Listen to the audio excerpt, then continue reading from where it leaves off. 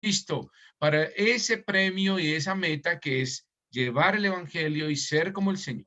Vamos a orar esta mañana. Voy a invitarlos a orar, tener su Biblia en la mano, si tiene una libreta de apuntes, un cuaderno, su esfero, un resaltador, tenerlo a la mano porque sabemos que el Señor siempre habla en nuestras vidas. Entonces, vamos entonces a orar esta mañana. Les voy a invitar.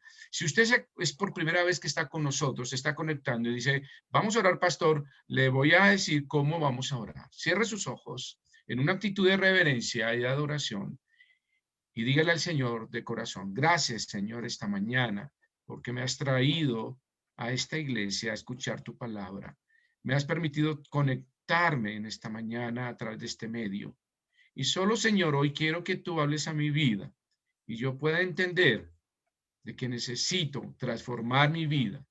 Necesito hacerla cada día más a tu imagen. Señor, rogamos que tu palabra haga el efecto necesario en nuestro corazón y discierna nuestros pensamientos. Y nos traiga, Señor, la perspectiva de esa paz tan maravillosa. El descansar, Señor, en tus brazos y el de gozarnos en los buenos pastos y en las aguas de reposo que preparas para nosotros. Señor, en esta mañana, que tu palabra sea de ánimo, de desafío, de exhortación y de reflexión en nuestras vidas. No, Señor, que no seamos oidores, sino que seamos hacedores, de tal manera que la meditación de tu palabra llegue en lo más profundo de nuestro corazón. Lo pedimos en Cristo Jesús. Amén y amén. Muy bien, vayamos al libro de Mateo esta mañana, porque quiero hablar de algo bien interesante que pasó en los evangelios con nuestro Señor Jesucristo. El título del mensaje se refiere en cuanto a las señales de mi Salvador. Las señales de mi Salvador.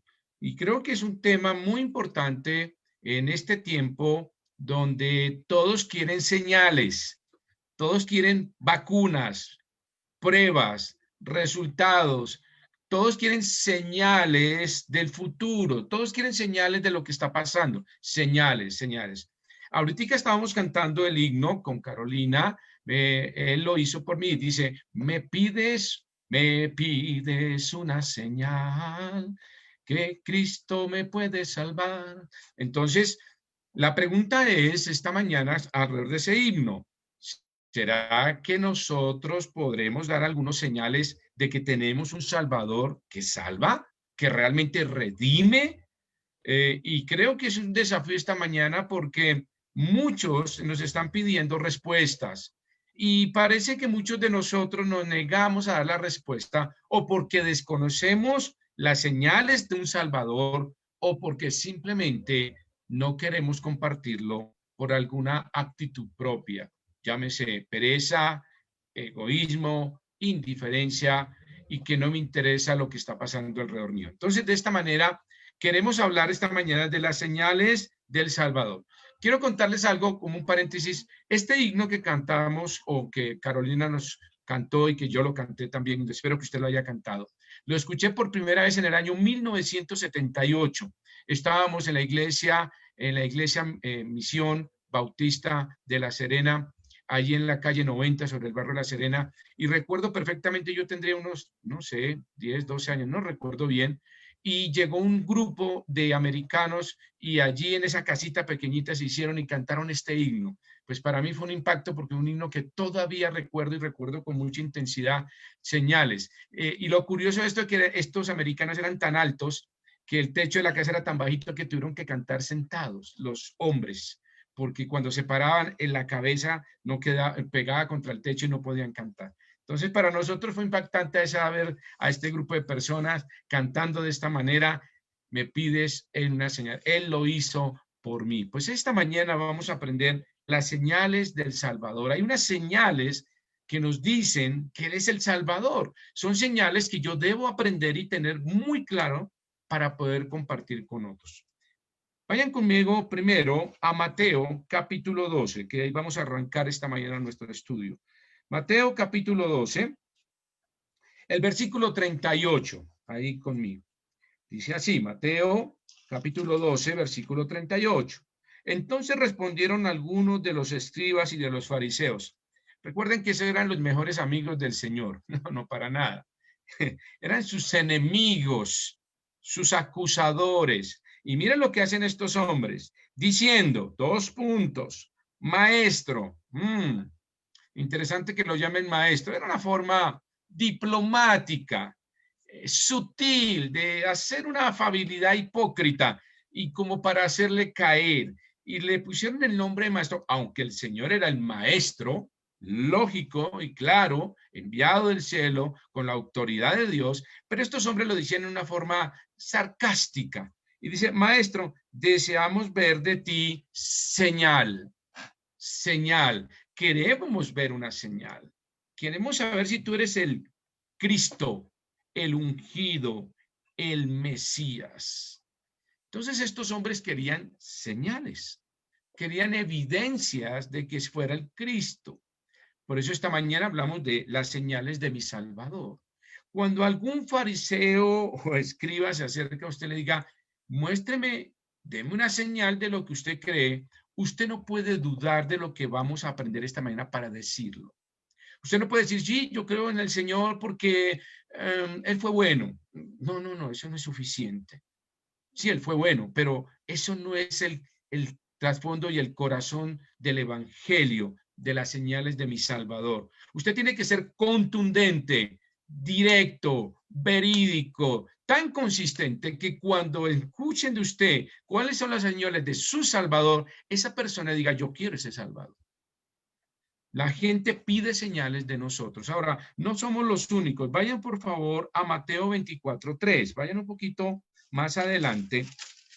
Mateo 24:3. No solo los fariseos y estos hombres, los escribas y los fariseos pedían señal, sino en Mateo 24, versículo 3, mire lo que dice. Y estando él sentado en el monte de los olivos, los discípulos se le acercaron aparte diciendo, dinos, ¿cuándo serán estas cosas y qué señal habrá de tu venida y del fin del siglo? Señales.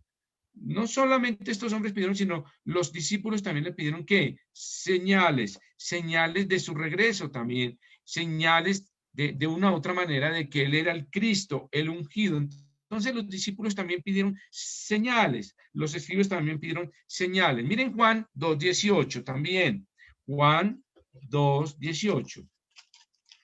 Vayan conmigo un poquitico. Esto no es nuevo. Mire que en la Biblia todos querían señales. Juan, vayan conmigo por favor a Juan 2:18. Señales. Yo estoy moviendo aquí mi Biblia, Juan 2:18. Y los judíos respondieron y le dijeron, ¿qué señal nos muestras ya que haces esto? ¿Qué señal? ¿Ah? Dice nuevamente, y los judíos respondieron y le dijeron, ¿qué señal nos muestras ya que haces esto? Muy bien. ¿Recuerdan qué pasó ahí cuando el Señor sacó a los cambistas y a los digamos, tomaron el templo como plaza de mercado y de cambio? Entonces, el Señor tuvo que entrar ahí en su celo y como tomó una cuerda de azotes y estos hombres le dicen, ¿qué señal nos muestras ya que haces esto? ¿Con qué autoridad? Muéstranos señales, muéstranos tus cartas. Mire que no solamente los fariseos y los escribas, no solamente los judíos y no solamente los apóstoles pedían señales. Hoy en día la gente nos pide señales. Bueno, muchos piden señales de otra manera. Algunos dicen, queremos señales de milagros, queremos señales de sanaciones, queremos señales proféticas. Bueno, esas señales no son las que yo quiero enseñarles esta mañana. Yo quiero enseñarles las señales que hay en la Escritura que hablan de mi Salvador, las señales de Cristo. Y así como estos hombres te pidieron señales, muéstranos si tú eres el Mesías, muéstranos con qué autoridad haces esto, muéstranos el futuro, como decían los apóstoles. Yo quiero mostrarles las señales del verdadero Salvador, las señales que necesitamos saber. Mire lo que dice Primera de Pedro, un poquitico más adelante. Son versículos que quiero que compartamos. Ahí en Primera de Pedro, capítulo 3, versículo 15. Sino santificad a Dios el Señor en vuestros corazones. Y esta es la parte que me interesa. Muy bien. y estad siempre preparados. ¿Para qué? Para presentar defensa con mansedumbre y reverencia a todo aquel que os demande razón de la esperanza que hay en vosotros. ¿Entiende ese versículo? La gente pide señales. Así como los fariseos, los apóstoles y los judíos piden señales. Hoy la gente nos dice, bueno, un momentico, ¿usted cree? Muéstreme esas señales. Y Pedro nos dice, debemos estar preparados cuando os demanden qué es la esperanza que hay en vosotros, qué es lo que ustedes viven, por qué son evangélicos, cristianos, bautistas, por qué ustedes creen en Jesucristo, por qué ustedes cada domingo se reúnen, cada viernes de oración, cada actividad de escuela dominical, ¿por qué lo hacen? ¿Cuáles son esas señales? Ahora, tenemos un problema grave. Tenemos muchas religiones ahora. Y eso es un problema difícil para nosotros como bautistas, sobrevivir en medio de tanta religiosidad y religión o secta. Escúchelo, religiosidad y religiones falsas y sectas. Nosotros como bautistas y predicadores, como soy yo en este momento y algunos otros pastores, para sobrevivir en este mundo tan difícil de doctrinas falsas, es muy complicado porque la gente pide señales, señales que pueda palpar, ver, oír, escuchar y oler. De tal manera que quieren cosas evidentes. Nosotros como predicadores de la palabra de Dios solo podemos presentar al Cristo resucitado. Sus señales esta mañana vamos a aprender. Mira, un pequeño dato. ¿Sabe cuántas religiones hay en el mundo? 4.200 religiones reconocidas en el mundo. Entonces usted me dice, pastor, ¿y cuál es la verdadera? Ninguna. Ninguna. Ninguna es verdadera. Porque no estamos hablando de religión. Vamos a hablar de una relación de las señales de mi Salvador. Las religiones no salvan. La religiosidad no salva. Solo salva Jesucristo. Si usted quiere saber el ranking de las religiones del mundo, se las voy a leer porque me tomé la molestia de hacerlo y me pareció algo interesante. La número 1 en el mundo es el cristianismo, unido todas religiones en cuanto hablemos a todo el tema, digamos, de cristianismo, tanto cristianos católicos en ese sentido. La número 2 es el Islam, óigalo bien. La número 3 en el mundo son los ateos y los gnósticos, ¿escucharon? No, la número 3. La número 4 es el hinduismo. El número 5 es el budismo. El número 6, todas las religiones africanas que tienen que ver con todos esos dioses oscuros y que tienen que ver con esos temas un poco de satanismo también. El número 7 es el sikhismo. Y el número 8, el judaísmo. Pero hay otros que están ganando espacio como el zainismo. Esas últimas son más de tipo oriental, filosófica, parecidos muchos a la parte del hinduismo. Y también está la cienciología, que ustedes conocen también, que ha crecido mucho. Y la nueva era. Entonces, fíjense cómo todo este ramillete de religiones nos dicen que cada uno da sus señales. Pero ¿cuáles son las señales que nosotros necesitamos mostrar de nuestro Salvador?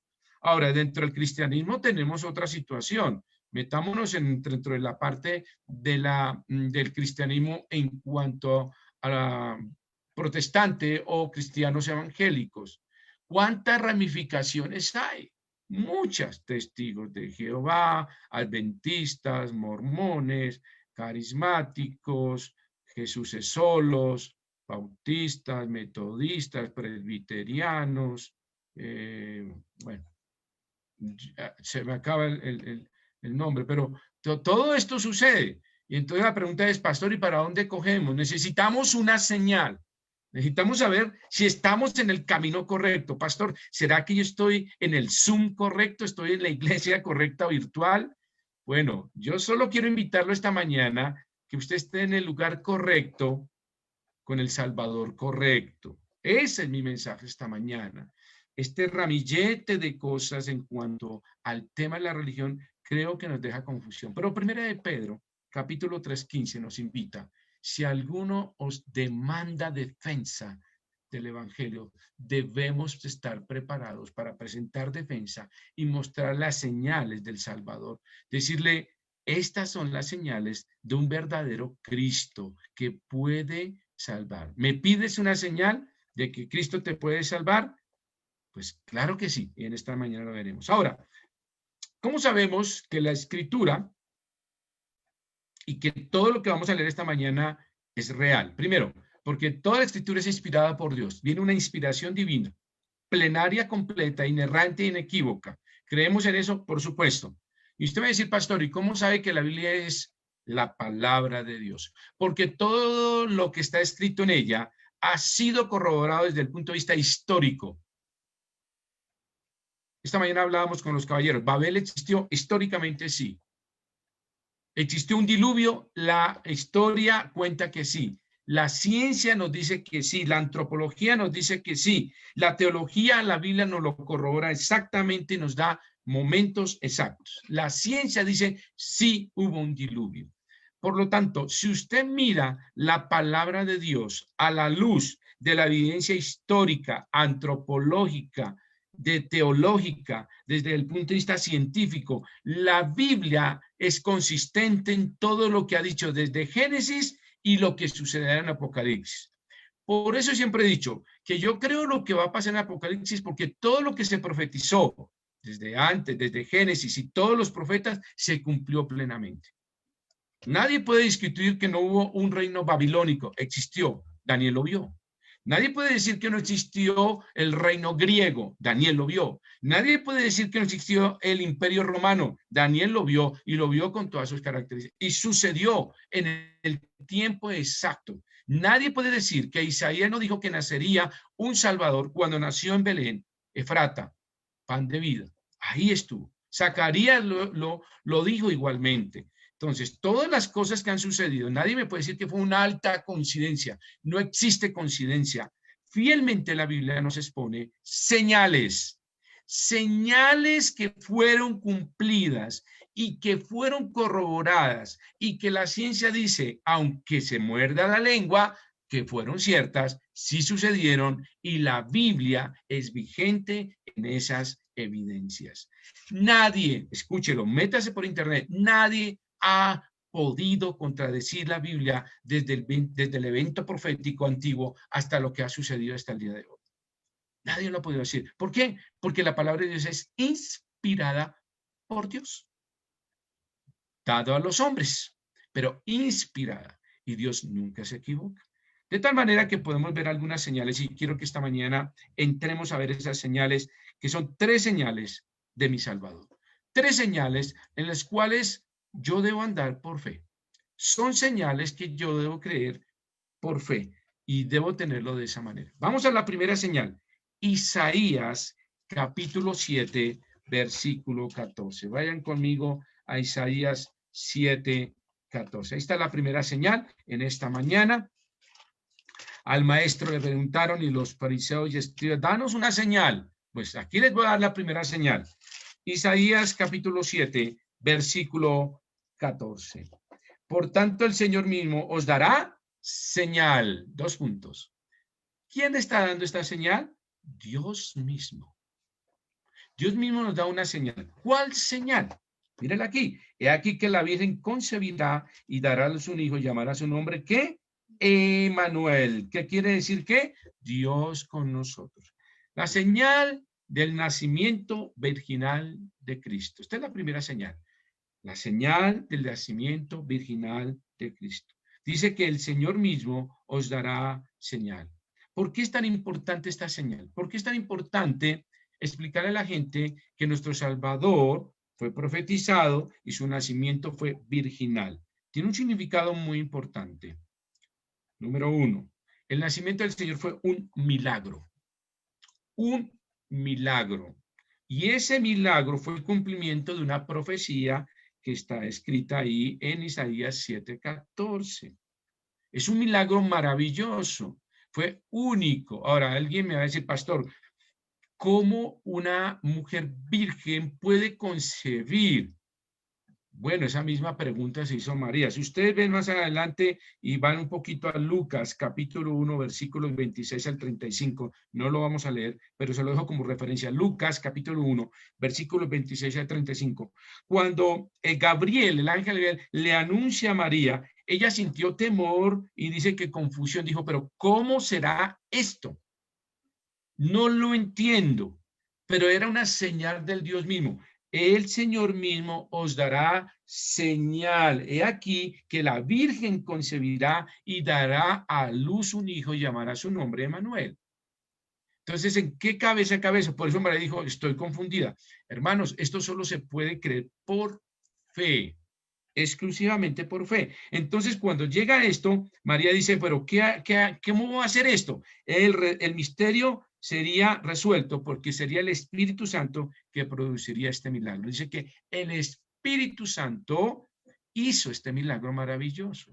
Una de las obras del Espíritu Santo fue esta, el de llevar la concepción de nuestro Salvador.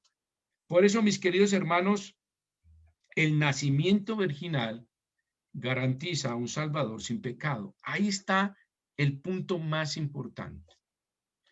El nacimiento virginal garantiza un Salvador sin pecado. Era necesario que nuestro amado Salvador naciera sin pecado. Veamos algunos versículos que nos permiten entender por qué el Cristo, el Hijo de Dios, el ungido, el Mesías, tuvo que hacerse carne y habitar entre nosotros, de tal manera que habitó de una manera muy especial, porque su nacimiento virginal sería garantía de un Salvador sin pecado, porque ese Salvador o ese Cordero sin mancha sería perfecto para expiar y limpiarnos de todo pecado y de toda maldad. Veamos Juan 1:14 en ese momento en cuanto a la señal del nacimiento virginal de Cristo. Mire lo que dice Juan 1:14, veámoslo así, Juan 1:14. Y aquel verbo fue hecho ¿qué? Carne, y habitó entre nosotros, y vimos su gloria, gloria como el unigénito del Padre, lleno de gracia y de verdad. Él se hizo carne. Eso es un milagro maravilloso y el cumplimiento de la profecía de Isaías 7:14. He aquí que la Virgen dice que el Señor mismo nos dará una señal. ¿Cuál es la señal? El nacimiento virginal de Cristo como garantía de un Salvador sin pecado. Eso es lo que usted tiene que enseñarle a aquel que le pida señal y le diga, ¿cómo es esto? Pues este es nuestro Salvador, nació, y esa es la señal que Dios nos mandó, de un Salvador sin pecado para redimirnos del pecado. Ahora, miren conmigo Filipenses capítulo 2, ese es un versículo maravilloso, que con él le va a le va a ayudar a entender un poco más el por qué se hizo carne. Filipenses, vayan conmigo al libro de Filipenses, Nuevo Testamento, capítulo 2, versículo 6, el cual siendo en forma de Dios, no estimó el ser igual a Dios como cosa a que aferrarse, sino que se despojó a sí mismo, tomando forma de ¿qué? De siervo, hecho semejante a los hombres. Hago una aclaración ahí. Ahí no dice que era igual, no era igual al hombre, sino hecho semejante al hombre. Porque si hubiera sido igual, pues sería pecador. Entonces no es igual al hombre, es semejante al hombre porque tuvo un ropaje humano y recordemos que Jesucristo es 100% Dios y 100% hombre en su humanidad, pero él nunca dejó su deidad de tal manera que le permitió vivir sin pecado. Y dice, y estando en condición de hombre, se humilló a sí mismo, haciéndose obediente hasta la muerte y muerte de cruz. Ese verbo se hizo carne y habitó entre nosotros y se hizo semejante a nosotros para vivir nuestra vida, pero para lograr nuestra salvación. De tal manera que vemos aquí cómo la señal del nacimiento virginal de Cristo nos garantiza un Salvador sin pecado. ¿Por qué sin pecado? Mire primera de Juan 4:14 Importantísimo eso. Primera de Juan 1:14. Porque si hubiese tenido pecado, no hubiese servido su sacrificio en la cruz. La condición era un cordero sin mancha, sin defecto. Listo. Primera de Juan, capítulo 4, versículo 14. Vaya conmigo ahí. Dice así.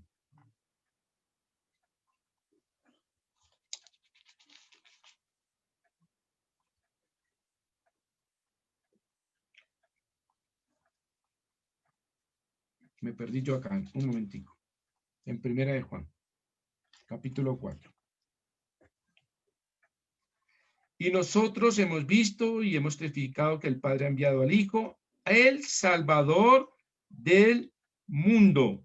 El Salvador del mundo. Es mismo Dios que mandó a su Hijo como Salvador del mundo. Sin pecado, mira lo que dice Hebreos 4:15. Vayan conmigo ahí. Hebreos 4:15.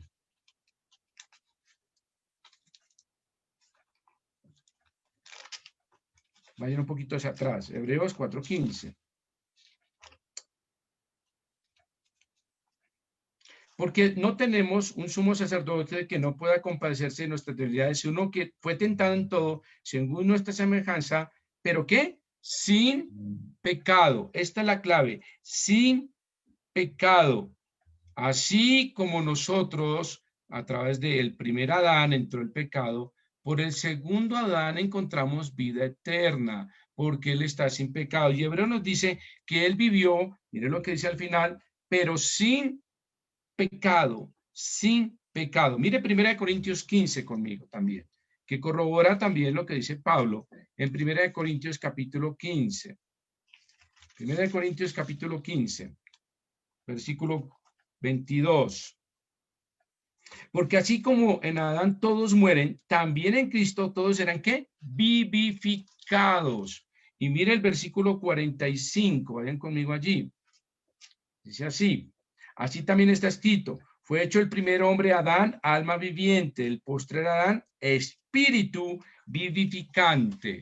Es de la manera que Cristo se hizo carne y habitó entre nosotros sin pecado, como dice el escritor de Hebreos, nos permitió ser vivificados por el segundo Adán. Pero el segundo Adán, el primer Adán, fue el que introdujo el pecado. El segundo Adán, sin pecado, murió en la cruz para cargar nuestros pecados y darnos vida eterna. Entonces, la clave de esta señal es que la señal nacimiento virginal de Cristo nos garantiza un Salvador sin pecado, sin pecado. Veamos las segundas señales de esta mañana, por favor. Vayan conmigo a Mateo capítulo 12. Mateo capítulo 12. Vamos a la segunda señal.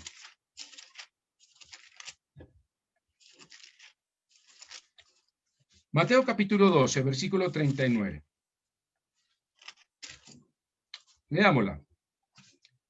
Él respondió y les dijo, la generación mala y adúltera demanda ¿qué? Señal, señal. Ahí vamos a la segunda parte. Porque como estuvo Jonás, perdón, el versículo 39 lo leo otra vez. Él respondiendo y les dijo, la generación mala y adúltera demanda señal, pero señal no le será dada sino la señal del profeta Jonás. Aquí vamos para la segunda señal. Porque como estuvo Jonás en el vientre del gran pez 3 días y 3 noches, así estará el Hijo del Hombre en el corazón de la tierra 3 días y 3 noches. Muy bien. El Señor Jesucristo toma aquí algo bien interesante, es la señal que era la del profeta Jonás. ¿Recuerdan a Jonás? Jonás se le pide que vaya a Nínive a predicar el evangelio. Si ustedes recuerdan, si miran Génesis capítulo 10, Nínive fue fundada por Nimrod. Nimrod, la palabra Nimrod significa rebelde. Fue uno de los primeros hombres poderosos y cazadores, de tal manera que en su cabeza y en su liderazgo se construyó la ciudad de Nínive y también la torre de Babel. Entonces, la ciudad de Nínive por historia era bastante pecaminosa. Se le pide a Jonás que vaya y él huyó a Tarsis, se fue para otro lado. Pero si ustedes miran en Jonás capítulo 1, versículo 12, cuando Jonás iba en el barco yendo a Tarsis, se desata una tormenta. Y en esa tormenta, Jonás les pide que lo arrojaran al mar diciendo, sí, yo he pecado, lánceme al mar, yo voy a morir, tengo que pagar mi culpa para que ustedes se salven. Entonces, por eso el Señor Jesucristo toma la historia que hay en Jonás, allí bíblica, allí en el libro de Jonás, para mostrar que él era este hombre que iba a tomar un lugar por nosotros, iba a morir para que muchos fuesen salvos. Pero la segunda parte es que Jonás es lanzado y es tragado por un gran pez y duró 3 días dentro de este pez. Y lo que hace el Señor ahí es la representación de su muerte, como murió, en el sentido de Jonás fue lanzado al mar para que muriese, pero no murió, para que muriese por los que vivían en el barco, pero los 3 días en el pez representan los 3 días que el Señor Jesucristo estuvo en la tumba, para luego salir en victoria. Por eso dice el Señor que la señal que el Señor le refiere a estos hombres señalará la del profeta Jonás. Y veamos algunos versículos de cómo en Hebreos 9:14 nos habla de esa muerte. Mire, Hebreos 9:14, vayan conmigo. Hebreos 9:14. Dice así. En Hebreos 9:14. Cuanto más la sangre de Cristo, el cual mediante el Espíritu Eterno se ofreció a sí mismo, sin mancha a Dios, limpiará vuestras conciencias de obras muertas para que sirváis al Dios vivo. Este versículo nos habla de la sangre del Señor y cómo se ofreció a sí mismo sin mancha a Dios. Características que hablan de cómo el Señor se entregó por nosotros en una muerte vicaria. Y miren el versículo, ahí en el capítulo 9, versículo 26, vayan conmigo un poquito más adelante, por favor. Versículo 26. Vayan ahí al 28, ahí en Hebreos 9, dice así. De otra manera le hubiera sido necesario padecer muchas veces desde el principio del mundo, pero ahora, en la consumación de los siglos, se presentó una vez el Señor Jesucristo, una vez para siempre, por el sacrificio de sí mismo para quitar de en medio el pecado, y de la manera que está establecido para los hombres que mueran una sola vez, y después de esto, ¿qué? El juicio. Así también Cristo fue ofrecido una sola vez para llevar los pecados de muchos y aparecerá por segunda vez en relación con el pecado para salvar a los que en él esperan. El escritor de Hebreos nos está diciendo de cómo el Señor se sacrificó, se entregó por nuestra salvación. Es decir, Cristo dio su vida para darnos vida eterna. Lo dice el escritor de Hebreos. Y así lo mismo lo dice Juan. He aquí el Cordero de Dios que quita el pecado del mundo. Por eso el Señor les da una segunda señal, no solamente la primera señal de su nacimiento virginal, lo que nos garantiza un Salvador sin pecado, sino la señal de Jonás, que nos muestra cómo Cristo murió por nosotros y fue llevado a la cruz y estuvo 3 días en la sepultura. El Señor muestra su muerte y su sepultura como una señal. Ahora, todo esto sucede de tal manera que nos permite entender que la muerte de Cristo por los pecadores cumplió la profecía que está en Isaías 53. Vayan conmigo a Isaías 53. Así como la señal del nacimiento original está en Isaías 7, en Isaías 53 nos habla de la muerte del Señor por los pecadores y se cumplió esa profecía. Mira lo que dice Isaías capítulo 53, versículo 6. Todos nosotros nos descarriamos como ovejas, cada cual se apartó por su camino, mas Jehová cargó en él el pecado de todos nosotros. ¿Eso fue cierto? Isaías 53 se cumplió en la cruz, en el monte Calvario, allí en el Gólgota. Él cargó, recuerde, él vino en un nacimiento virginal sin pecado, por eso garantiza ser un Salvador perfecto. Y su muerte vicaria dice que se entregó voluntariamente para cargar nuestros pecados, morir en la cruz y ser sepultado. Proféticamente Isaías se cumple. La muerte de Cristo por los pecadores se cumplió. ¿Por qué? Mire lo que dice Primera de Pedro. Mire lo que dice Primera de Pedro, muy interesante. Primera de Pedro, capítulo 3, versículo 18. Porque también Cristo padeció una sola vez por los pecados. La señal de Jonás que dice el Señor Jesucristo es la señal que tenemos que enseñarle a todos. Cristo nació virginalmente, sin pecado, con una sola razón, para morir. Dice, porque también Cristo padeció una sola vez por los pecados, el justo por los injustos, para llevarnos a Dios, siendo la verdad muerto en la carne, pero vivificado en el Espíritu. Queridos hermanos, Isaías 53 se cumplió al pie de la letra. El justo por los injustos. La señal de Jonás, la segunda señal, nos habla de la muerte vicaria, de cómo el Señor se entregó voluntariamente para salvarnos. Cristo dio su vida para darnos vida. Cristo murió para darnos vida. Y esa segunda señal del profeta Jonás nos recuerda que Cristo murió, el justo por los injustos. Veamos entonces la tercera señal en esta mañana. Vayan conmigo, por favor, a Juan capítulo 2. Juan capítulo 2. Juan capítulo 2. Juan capítulo 2.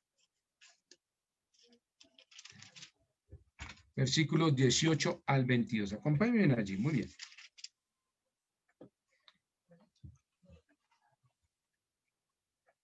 Recuerden la escena, el contexto. El Señor entra, leámoslo un poquitico si queremos hacia atrás, versículo 13. Estaba cerca la Pascua de los judíos y subió Jesús a Jerusalén y halló en el templo de los que vendían bueyes, ovejas y palomas y las cambistas y allí sentados. Y haciendo un azote de cuerdas, echó fuera del templo a todas las ovejas y los bueyes y esparció las monedas de los cambistas y volcó las mesas.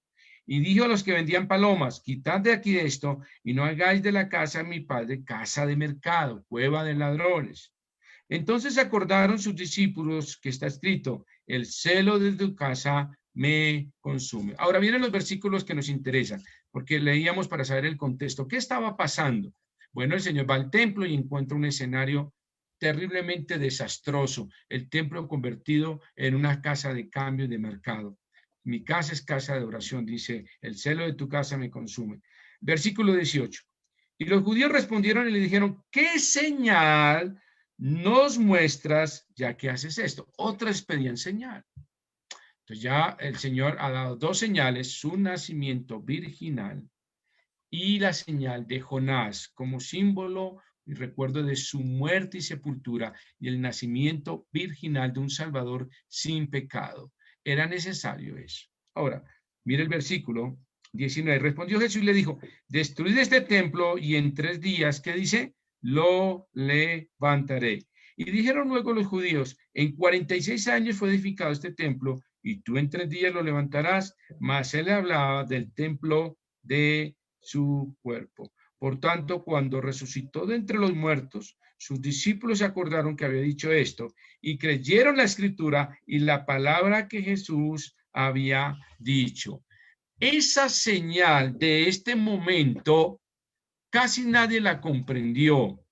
Cuando él habla aquí de la señal de su resurrección, los judíos estaban bastante molestos porque él les dice que podía derrumbar ese templo y ellos se escandalizaron porque llevan 46 años construyéndolo. ¿Por qué les costaba tanto creer en la resurrección? Vayan a Lucas 20:27. Ahí está la respuesta. Lucas, ahí atrás. Lucas 20:27.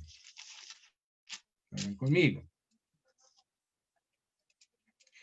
Llegando entonces algunos de los saduceos, los cuales niegan haber resurrección, le preguntaron, ahí está el problema, porque es que muchos de los saduceos y muchos adeptos no creían en la resurrección.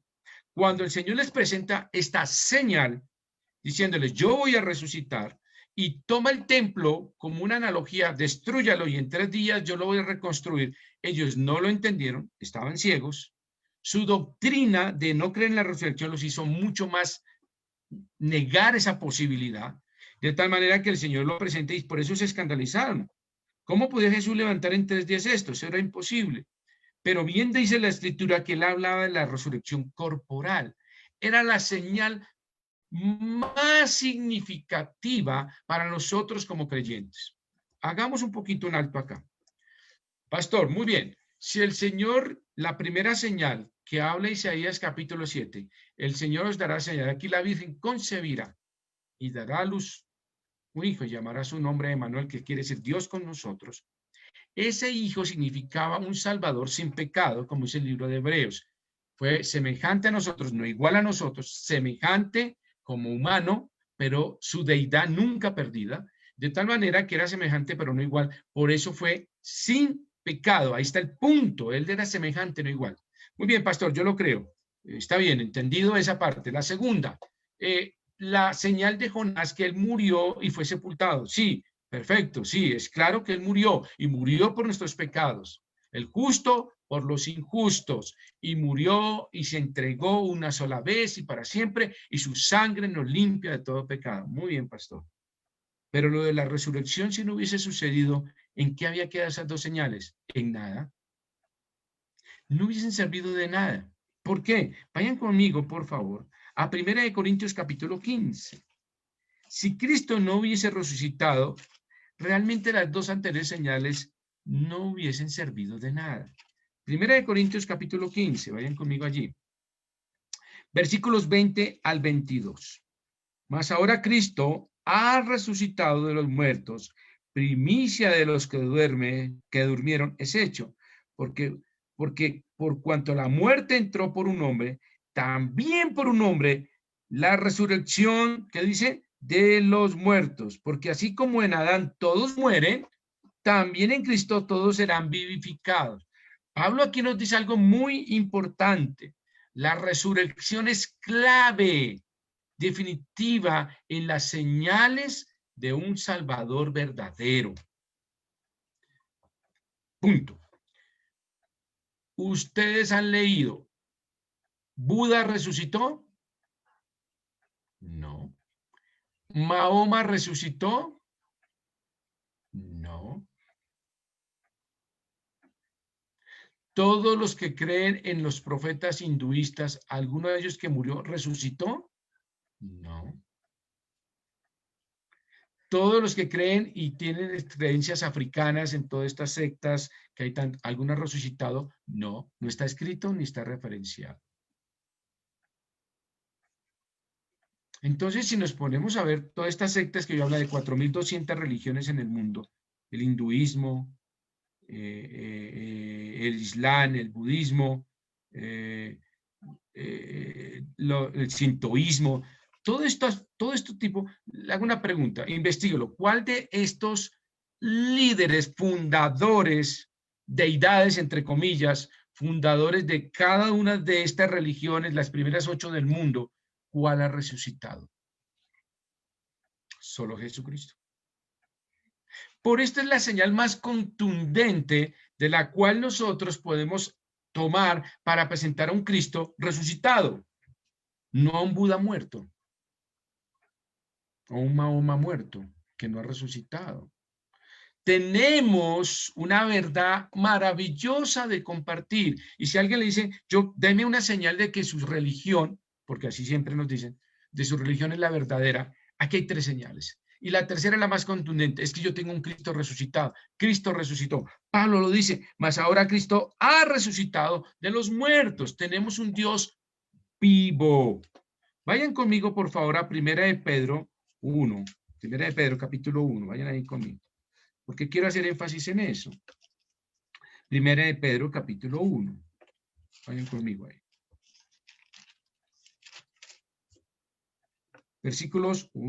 Capítulo 1, 1 de Pedro, capítulo 1, versículos 3 al 4. Bendito el Dios y Padre nuestro, Señor Jesucristo, que según su gran misericordia nos hizo renacer para una esperanza viva. Nosotros tenemos una esperanza viva, no una esperanza muerta. Todas las religiones, la cienciología, los gnósticos, todos, el hinduismo, el budaísmo, sintonismo, todos, absolutamente todos, no tienen una esperanza viva. Nosotros sí tenemos una esperanza viva, se llama Jesucristo. Por eso la persona de Cristo es la que tenemos que presentar. Y cuando Pedro nos dice, si alguno pide de vosotros, os demanda, presentar el evangelio y nos pide señales, pues debemos estar preparados a decirles, les tengo 3 señales. El Señor nació de una virgen sin pecado, murió y fue sepultado, como el profeta Jonás, y fue anunciado, porque él fue sepultado y llevó nuestras cargas y nuestros pecados, y este Señor, nuestro Señor, nuestro Señor llevó todos nuestros pecados sobre sí, como dice Isaías 53, el justo por los injustos. Pero lo más maravilloso es que tenemos una esperanza viva. Sigamos leyendo. ¿Cuál es esa esperanza viva? Mire, ahí dice, coma, luego dice, por la resurrección de Jesucristo de los muertos. Si Jesucristo no hubiese resucitado, no tendríamos una esperanza viva, sino muerta. Estaríamos sin nada. Cristo nació de una virgen, sin pecado, y murió y fue sepultado, pero si no resucitó, no tenemos esperanza viva, tenemos esa esperanza maravillosa. Sigámoslo leyendo.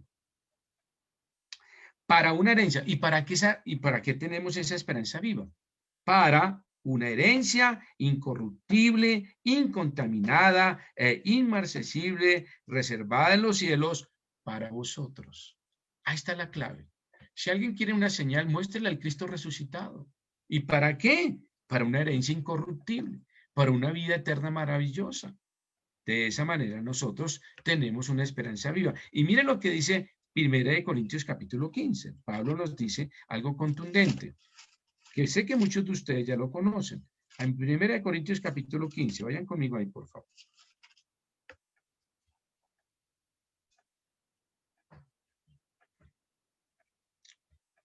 ¿Lo tienen? 15, versículo 14. Entonces Pablo dice lo siguiente, la pregunta que usted y yo nos estamos haciendo en esta mañana. ¿Y si Cristo no resucitó? ¿Y si Cristo no resucitó?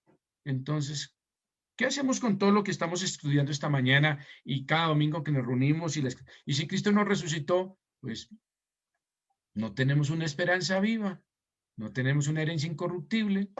Creo que estamos perdiendo el tiempo. Creo que lo que estamos haciendo no sirve de nada. Y Pablo dice, si Cristo no resucitó, pues van a ser entonces nuestra predicación y van a ser también nuestra fe. Diciendo como que aquí como que estamos haciendo nada. Esa es la diferencia entre las 4.200 religiones del mundo. Por eso puedo decirle que hoy no le estoy presentando una religión, estoy presentando al Cristo resucitado, el cual nos permite tener una herencia incorruptible. Por eso tengo la certeza de que la señal que yo le estoy entregando a usted hoy es la verdadera, es la única. Bien lo dijo el Señor Jesucristo, yo soy Él, no uno más, sino Él, el único, el camino, la verdad y la vida. Por eso estoy tan seguro que usted y yo estamos hoy en la verdad. Yo soy el camino, la verdad y la vida. Estamos en el camino correcto, pastor. ¿Vamos por el camino que es? Sí, créame. No porque seamos bautistas, no, sino porque estamos ceñidos a una resurrección maravillosa. ¿Estamos en el camino correcto? Sí, yo soy el camino. La verdad, ¿estamos en la verdad correcta? Sí, escrituralmente. Yo soy el camino, verdad y en la vida. ¿Tenemos una esperanza viva? Sí, tenemos un Cristo resucitado. Ninguno de los líderes religiosos, fundadores antiguos y de la vieja antigüedad del hinduismo, del budismo, del sintonismo, de la cienciología, del gnosticismo, de toda esta religión, ninguno ha resucitado. Esa es la señal más maravillosa, más exquisita y sublime, de la cual nadie puede negar. La ciencia, la antropología, la sociología, la teología, la antropología y toda la historia nos dice que Cristo sí resucitó. No es indiscutible. Pero terminamos el versículo, mire el versículo 17. Y si Cristo no resucitó, vuestra fe es vana, aún estáis en vuestros, ¿qué? Pecados. Significa que lo de la señal del nacimiento virginal y la muerte y sepultura como Jonás en el pez, no sirvió de nada. Dice simplemente estamos en nuestros pecados. Y si estamos en nuestros pecados, la paga del pecado es muerte, es decir, que estamos todavía condenados. Fíjense cómo estas 3 señales son contundentes y son necesarias de presentarles a otros. Pregunto esta mañana, si alguien le pide señal de su Salvador, ¿qué le va a decir? Si alguien va a pedirle señal, dígame las señales, dígame las evidencias de que lo que usted es correcto. ¿Por qué tengo que creerle y no quedarme con lo que yo aprendí por tradición o por nuevas cosas reinventadas en mi vida? Y usted simplemente le va a decir, yo tengo 3 señales que revelan al Salvador. 3 señales que revelan al Salvador. Un nacimiento milagroso, una muerte vicaria en la cruz y una resurrección en victoria. Entonces, si usted muestra de esa manera 3 señales que revelan el Salvador al cual usted vive y sirve, y el cumplimiento de estas 3 señales, óigalo bien, el cumplimiento de estas 3 señales le garantizan la salvación. Entonces, si alguien demanda de usted defensa del Evangelio, debemos estar preparados como Pedro y decirle, muy bien, ¿tiene 3 señales? Sí, 3 señales que revelan un Salvador maravilloso. Repito, un Salvador, un nacimiento milagroso, una muerte vicaria y una resurrección en victoria. Y el cumplimiento de estas 3 señales garantizan que yo tengo una esperanza viva, una herencia incorruptible.